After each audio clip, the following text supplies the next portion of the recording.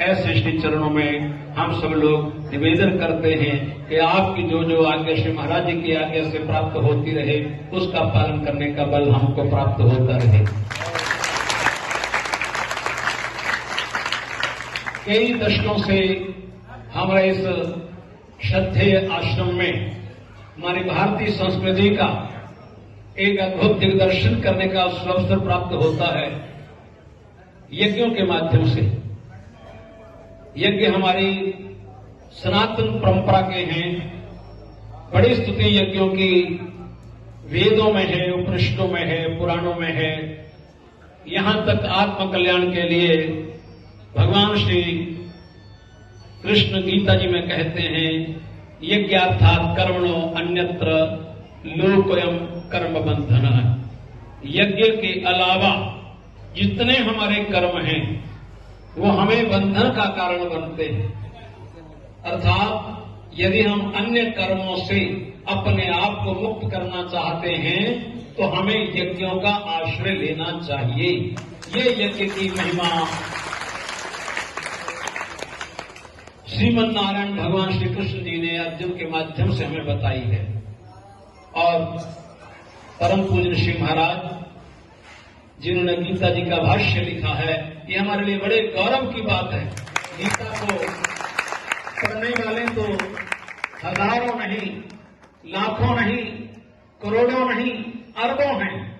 श्री गीता जी को समझने वाले हजारों नहीं, लाखों नहीं, करोड़ों हैं। पर गीता जी के बारे में भगवान की वाणी को समझ करके और लोक कल्याण के लिए जिन्होंने किसी ग्रंथ में रखा हो, ऐसे गिने चुने लोग हैं। उनमें मूर्धन्य स्थान है हमारे पूज्य श्री महाराज जी का। ये हमारा परम सौभाग्य है। कितनी साधना की है यहां पर बैठ करके। यद्यपि ये स्थान बहुत समय से चैतन्य है। श्री बाबा रुद्र जी महाराज जी से पूर्व ये पीपलों के रूप में ऋषि यहां पर बैठ करके तपस्या करते रहे। उन पीपलों के स्वरूप में श्री बाबा रुद्र जी महाराज ने पहचाना कि यहां पर बैठना चाहिए और ऋषियों ने आज्ञा दी, यदि बैठना चाहते हो तप करना पड़ेगा। और ऐसा तप किया, एक एक रोम से उन्होंने परमात्मा का नाम अपने अपने इस शरीर के रोम से गुंजायमान किया है। उसी का प्रताप है कि इस समय पूरे विश्व में श्री बाबा रुद्र धाम का डंका बजा हुआ है। और